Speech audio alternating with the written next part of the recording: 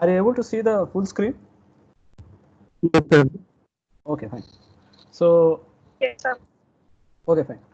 So in last class, what we discussed was discussed regarding the sign convention for shear stress. We also discussed about the factor of safety and how on what and how it is used to calculate the allowable stress. So there were two types of factor of safety. One for allowable stress. One was on yield strength, and another one was on ultimate strength. So then we discussed about actually loaded members, which are and we analyzed two types of problems.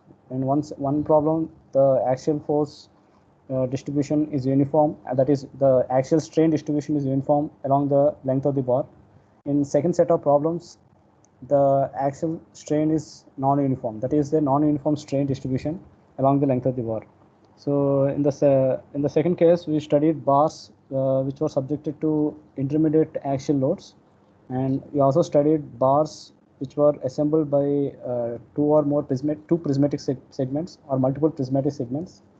And in third case was bars which had variation in cross section and also bars which were subjected to varying axial force. So we used a calculus-based approach to determine the strain distribution, and then we integrated that and we got the elongation as a function of x.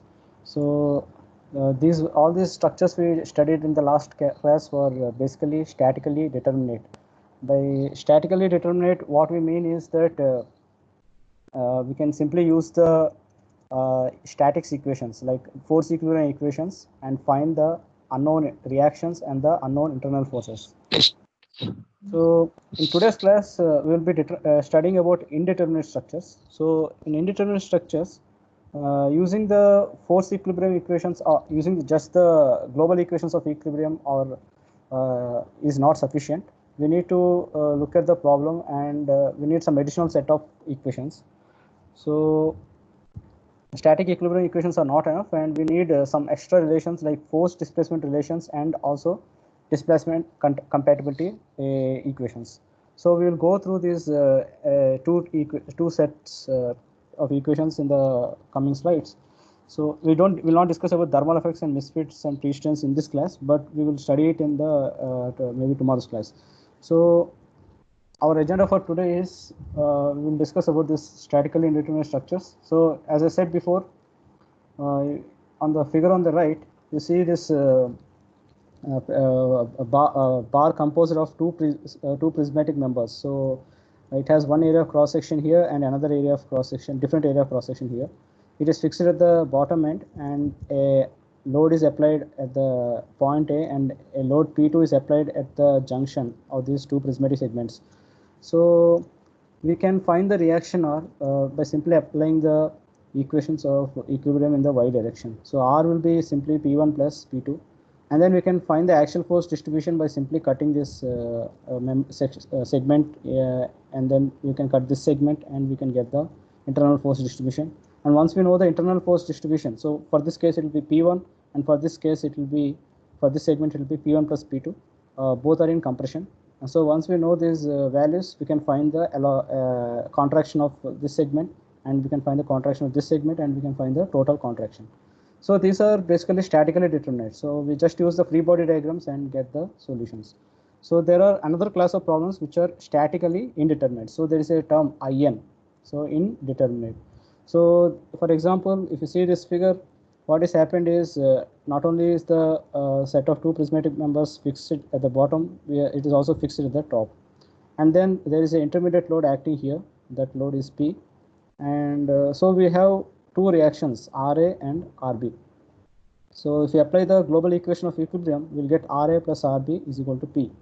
And we have two unknowns, RA and RB. So we will not be able to find these two reactions with that single equation.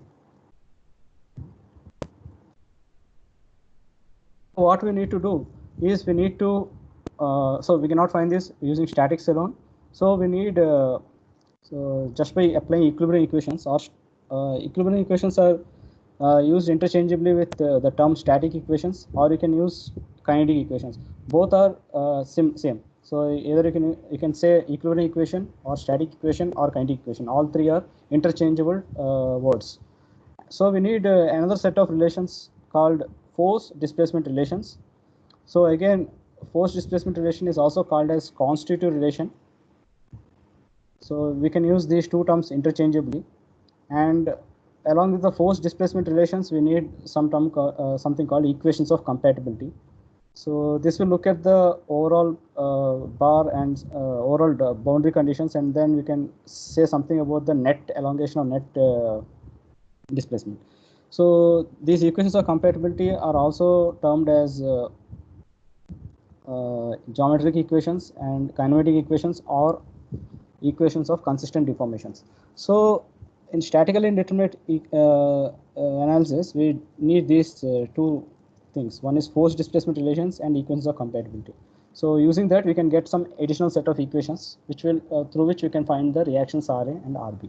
So let's apply this theory to this set of steps to a very simple problem. So what is happening here is we have a prismatic bar AC. So this bar is fixed at the both ends, that is both at A and also at C. So an intermediate load is acting on this bar at point B, and it's acting in the downward direction. So what will be the unknowns here? We have one reaction coming here at C and another reaction coming at A. So this bar is trying to move down, so reaction will try to prevent it by applying a upward force. And also here the bar is trying to move down. This will prevent reaction will prevent it from moving down by again applying a upward force. So the two reactions are unknowns, Ra and R. Okay, so now we can look at the equilibrium equation in the y direction. So in the y direction, what we have is Ra plus Ra plus Rc minus Pb is 0. So we'll get Ra plus Rc is Pb. So again, with this only one equation, we cannot know the we cannot determine those two unknowns. So we need another set. We need some set of equations. So for that, what we'll do is we'll calculate the axial forces in the bar. So we divide this bar into two segments. So segment AB and segment BC. And so then what we do, we cut a cross section in segment AB.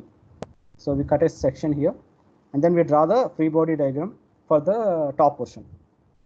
Okay, so for the top portion, what we'll have, we have this reaction Ra, and at this section there is a normal force, normal axial force, which is N1. So we can get the value for N1 as simply N1 is equal to Ra, and we can cut the segment BC, and then we can see that now Pb is also coming into action, and this reaction Ra force Pb downward, and at this position we assume that the force is acting is a tensile force. So at that cut cross section, the tensile force will act away from the member. So that force is N1, N2, and it acts in the downward direction. So we are assuming that N2 is tensile force. So using equation of equilibrium, we'll get N2 is equal to Ra minus Pb.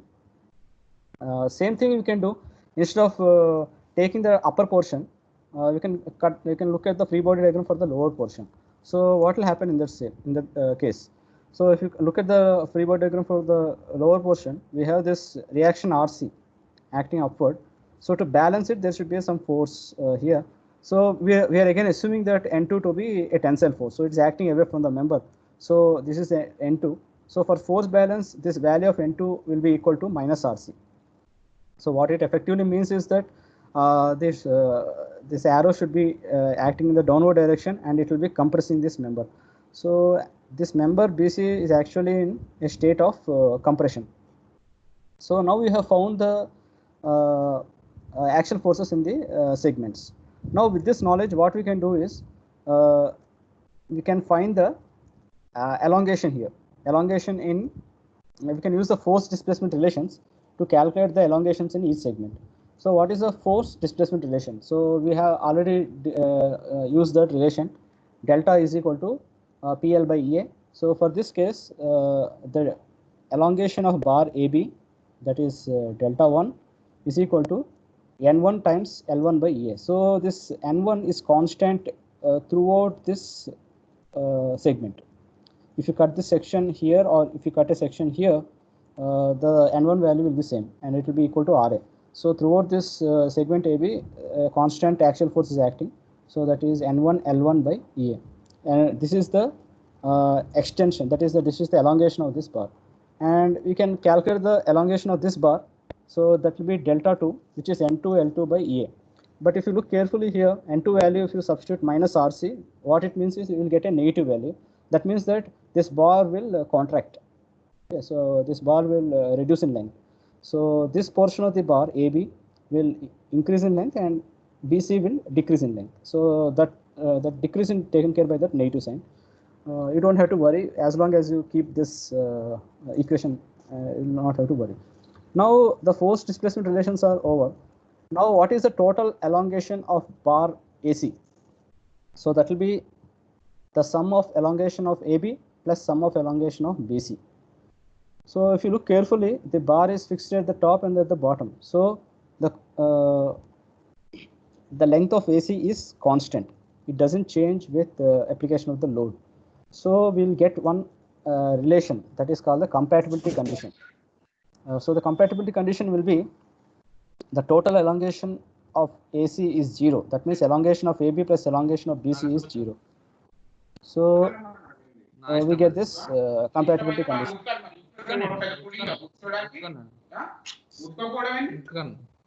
There's some background noise.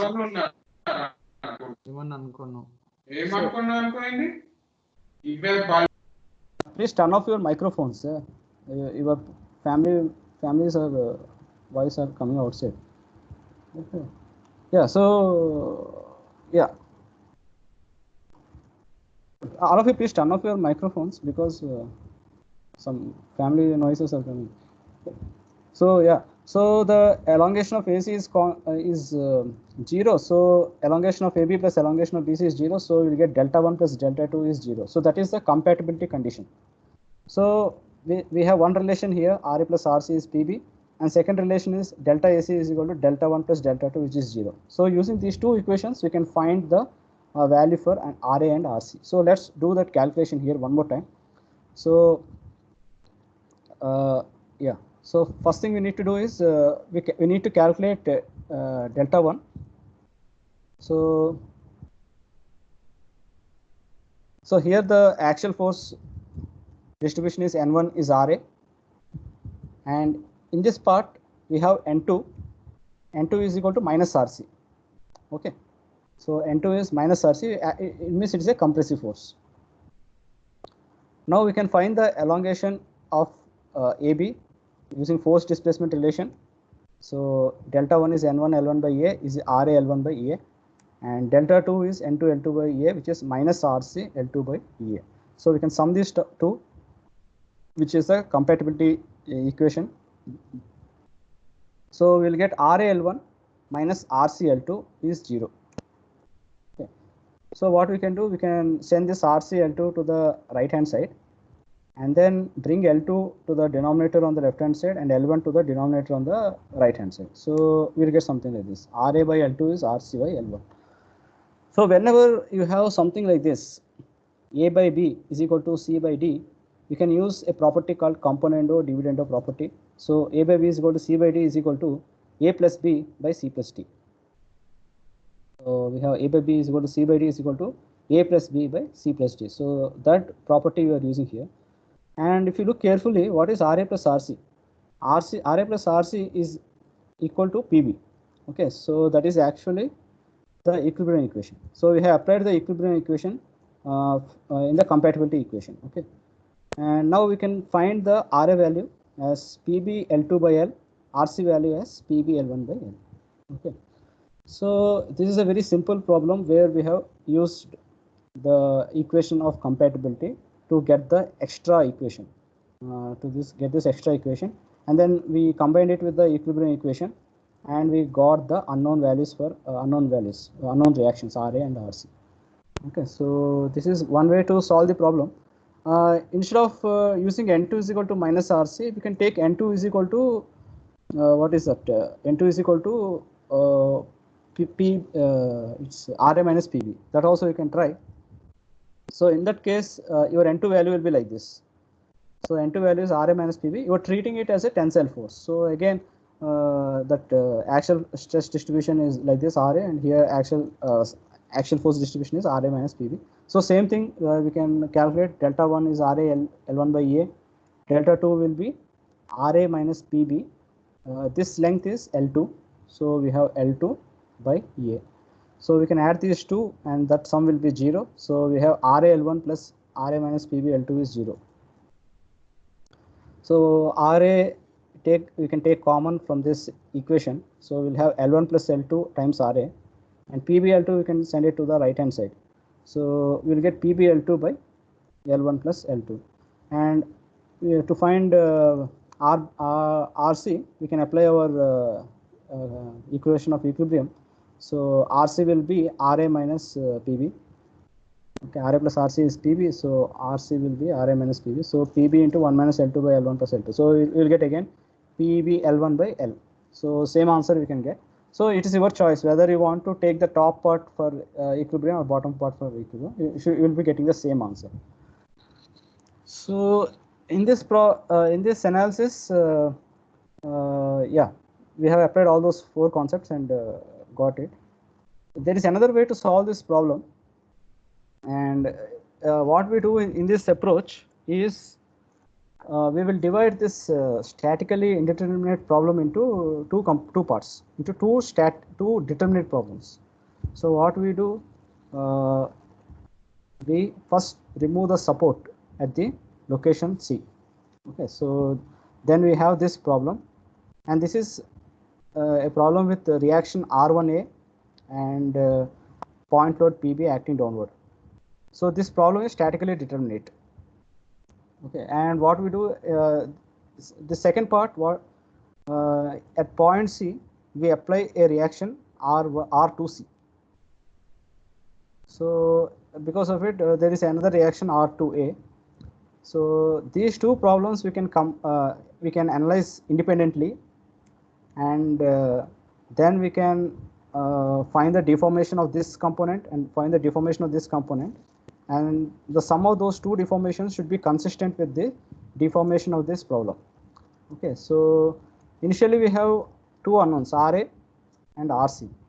Now when you split the problem into two parts, we are having R1A, R2A, R2C. So we have introduced another 3 additional unknowns. So we can look at the first problem and apply our equation of equilibrium in the y direction.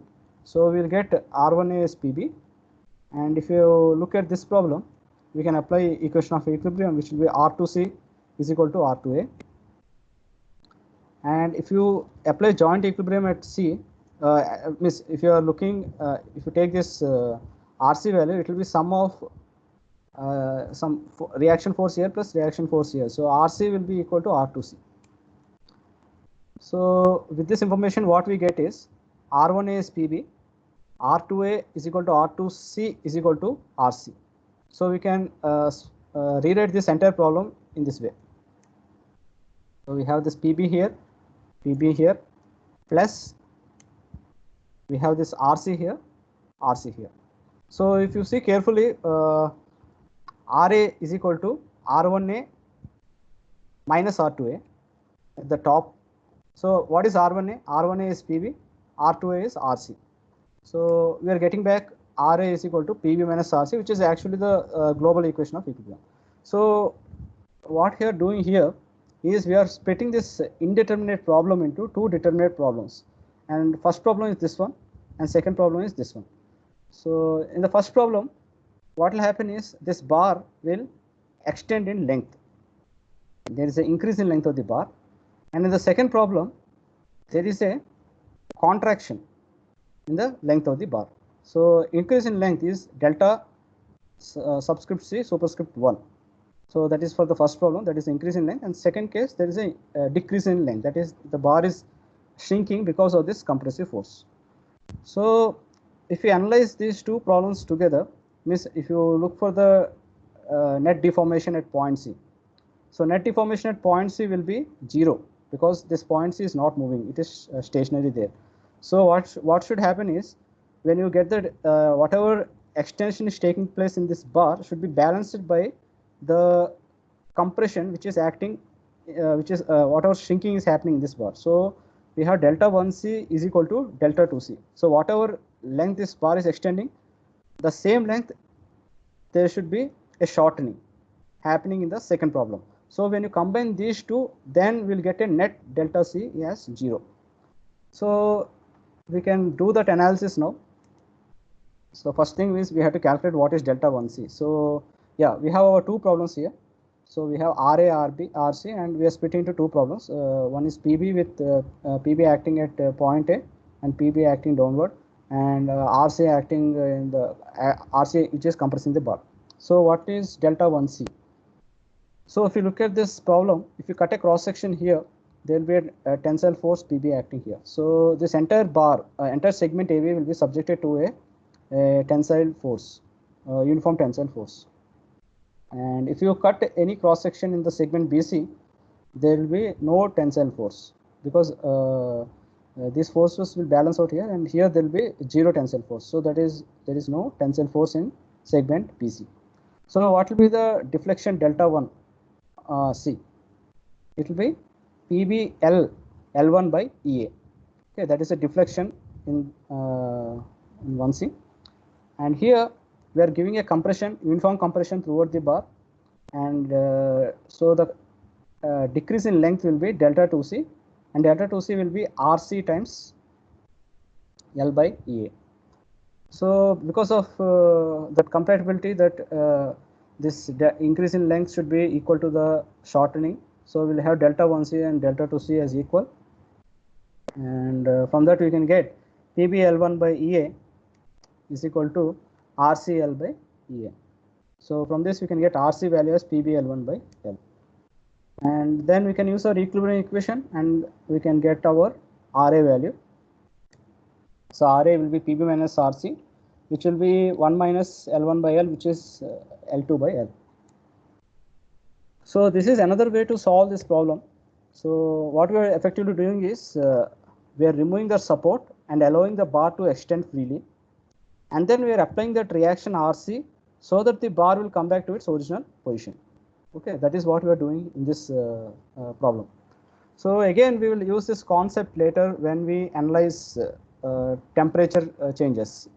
So if this bar is subjected to a rise in temperature, then what will happen is this bar will extend by some amount, and because we have to satisfy compatibility, we have to apply a reaction such that the bar will come back to its original shape. So we have to apply some compressive force so that it will come back to its original shape. So when you heat the bar will have a compressive stress acting on it. Okay, so we will discuss that maybe tomorrow. So yeah, so this is another way to solve this problem, and now we will go to the another problem, which is a composite uh, uh, it's a composite column. Okay, so let me just take a small break and I will come back.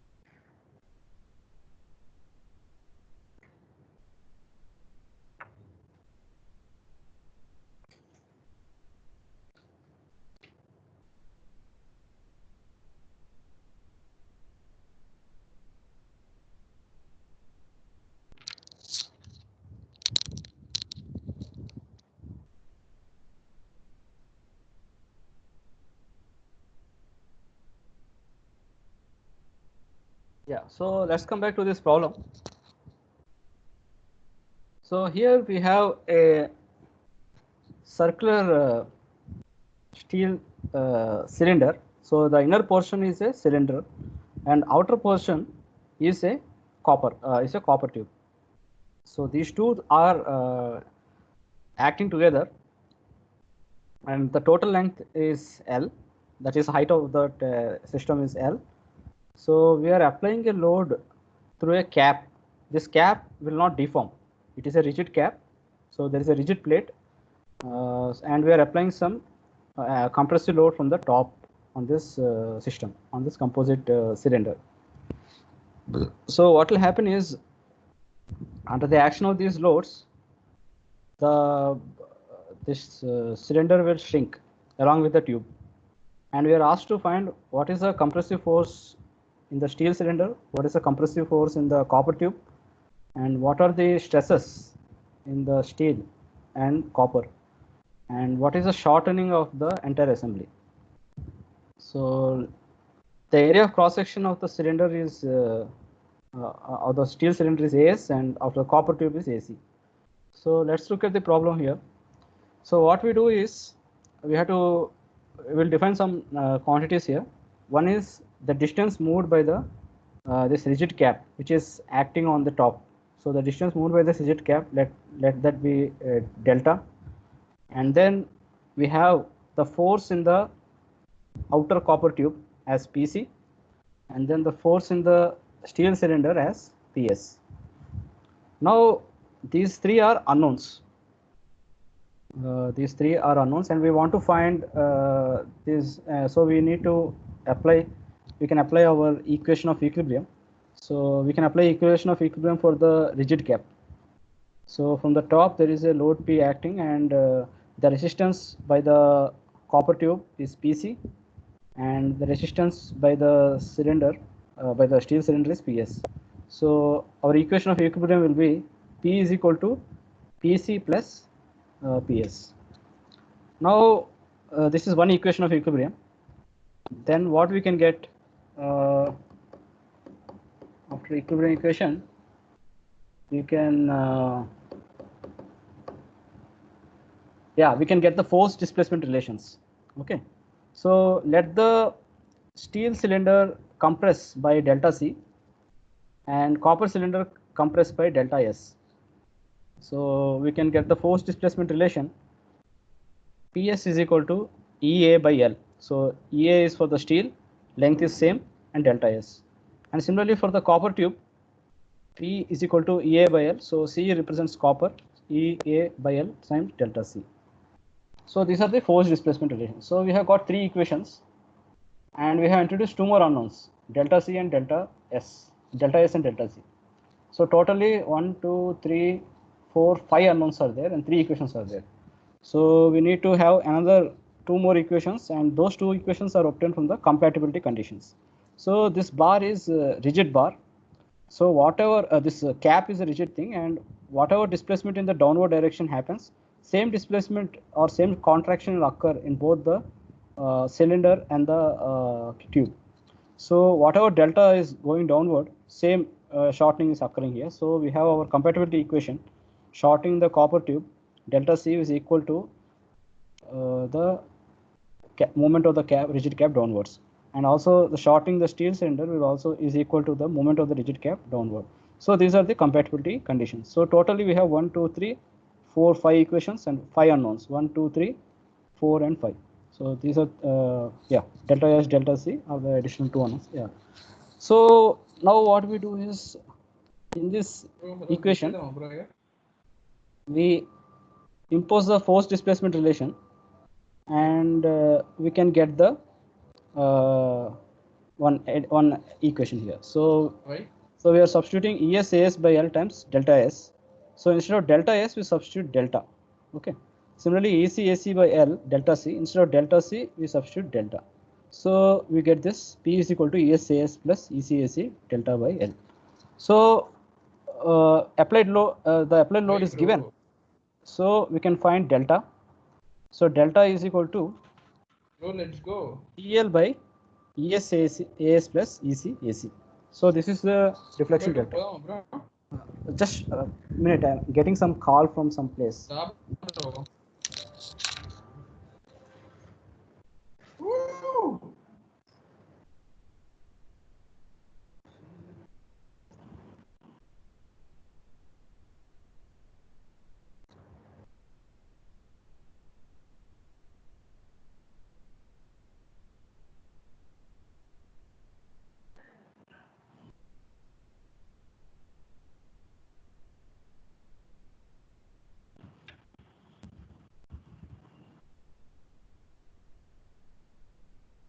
Yeah, who's that?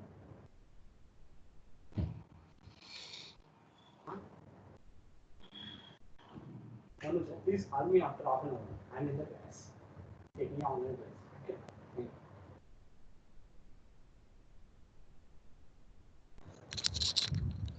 Okay. Okay. Sorry for the disturbance. Yeah, so we can calculate the deflection delta. Delta is PL by ESAS plus ECAC. So once we know delta value, we can substitute. Yeah, once we know delta value, this is the delta value, and we can calculate stress in the axial force PS by replacing this delta S with this value. Okay, so what we'll have is ESAS by L into L. So we'll get ESAS by ESAS plus ECAC. Okay, P into ESAS by ESAS plus ECAC. So that is the axial force in the steel, and we can also get the axial force in the copper by same thing. We'll get P times ECAC by ESAS plus ECAC. So then we can calculate the stresses by dividing these forces by area.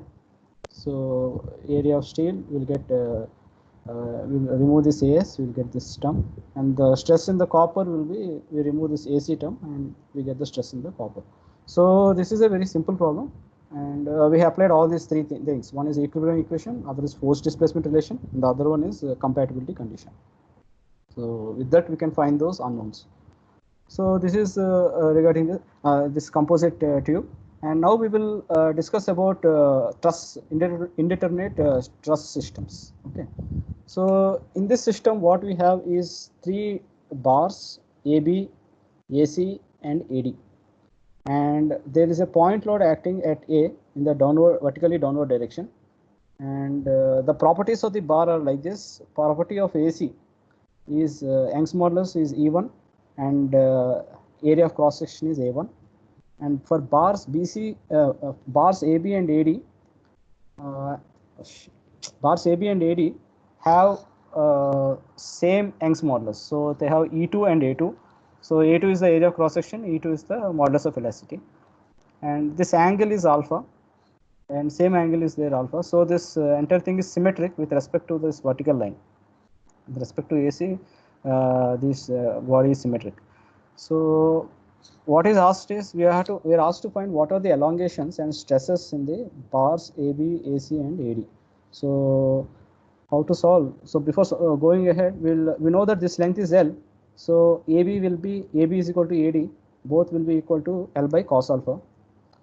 So now we can go to the solution here.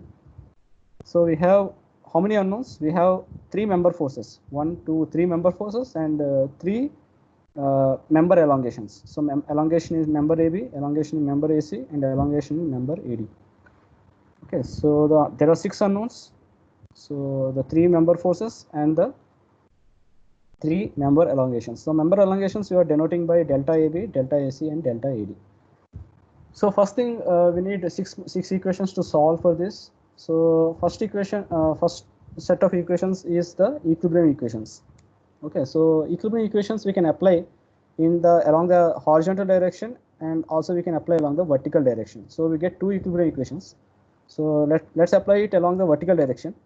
So we have TAC plus TAB cos alpha. So TAB cos this component of this in the vertical direction will be TAB cos alpha, and component of TAD in the vertical direction is TAD cos alpha. So that will balance this PA. Okay, so this is the first equilibrium equation in the vertical direction. TAC plus TAB cos alpha plus TAD cos alpha is PA. Now we can apply equilibrium equation in the horizontal direction. So horizontal component of TAC is 0, and TAD will have TAC sin alpha, and TAB will have TAB sin alpha. So both will balance out. So TAB sin alpha will equal to TAD sin alpha. So from this, what we get, if you cut out sin alpha, we get TAB is TAD. That means the tensile force in bar AB is same as tensile force in bar AD. Now what we can do, we can apply our force displacement relations, which will relate the member forces with the member elongations. So there are three member forces, three member elongations. Each can be, so we get three equations here. So first one is elongation in member AB is denoted as delta AB, that is equal to TAB LAB by EA2. So why is this straightforward? Because this actual force in this member is same throughout AB. So we are directly writing PL by EA. Similarly, we can write the force displacement for the remaining two cases. So delta AC will be TAC LAC by E1 A1, and for this one, for member AD, it will be TAD LAD by E2 A2. So this AB and AD have cross section A2 and modulus of elasticity E2. AC has cross section A1 and modulus of elasticity E1. So if you look at these two equations for delta AB and delta AD, we see that lengths are same. LAB is LAD, E2A2 are same, and we also know that TAB is equal to TAD. That means this entire term is same as this term. So effectively we get delta AB is same as delta AD.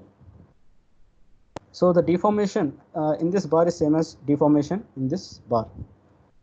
So this is one result we can get here. So total we have up to now, we have used 2 plus 3, 5 equations, and there are 6 unknowns. So we need one more equation to solve for these unknowns. So that equation is called the compatibility condition. So what is a compatibility condition? We'll apply displacement compatibility at this point. Okay, so how do we apply displacement compatibility at point A? So we already calculated elongation. We already know that elongation in AB is same as elongation in AD. Okay, this elongation and this elongation are same. So what will happen is, the only way it can happen is this point A has to move vertically downward. Okay, so let's assume that from this we can infer that the point A is moving vertically downward, and let's call this final deformation point as A prime. So the elongation in bar AC will be A prime A. This is the elongation in bar AC, and then the bars will have moved from position BA to position BA prime, and this bar DA has moved from that position to DA prime. Okay, so now we need to so we have this relation, A prime will be equal to elongation in delta AC. Delta AC is that one. Now we have to look carefully here. What we do is, these elongations are very small in quantity. They are very infinitesimally small. Means compared to the lengths, they are very, very small. So from here we can draw a normal, from point A we can draw a normal to A prime B. So what we can do is, we can imagine this entire triangle to be part of a circle. So this is part of an arc of a circle. A prime B is part of an arc of a circle, and B is the radius of the circle. Okay, B is the center of the circle, and AB is the radius of the circle. So we can imagine a circle passing through points A prime, B prime and A with radius AB. These displacements are very, very small, so we can imagine that like that. So with that information, what we can see is, so we can do similar thing on this right hand side. We can apply, we can draw a normal here, and then we can imagine this part to be a sector of a circle, and AD prime to be a part of the arc of a circle. So what we can get is, value of BA, this value is same as value of BB prime. Okay, so these lengths are almost same. And similarly, we can also get this relation that value of DD prime is same as value of DA. Okay, so that is another relation we can get. So what will be the extension in this bar AB? So the extension in bar will be, this is the initial length and there is small extension here. So this is the extension. A prime B prime is the extension in bar AB. Similarly for this bar AD, this is the original length and the extension is A prime D prime. Okay, so these are the extensions in the bar. A prime B prime is delta AB, A prime D prime is delta AD, and A prime is delta AC. So what we can do, we can zoom in on this red part of the area and look closely. So before doing that, we know this angle is alpha, and we can approximate this angle to be 90. So this angle will be 90 minus alpha, and this angle will be again alpha. Okay. So we are looking at this in a more broad, like in zoom. We have zoomed in on that. So we have this angle alpha here. Angle alpha. A prime is delta AC. A prime B prime is delta AB. A prime D prime is delta AD. So what we can do, we can relate delta AC with delta AB, and also same thing. If you find the relation, same relation will hold between this and this. So what is the relation here? So this is a 90 degree. Okay.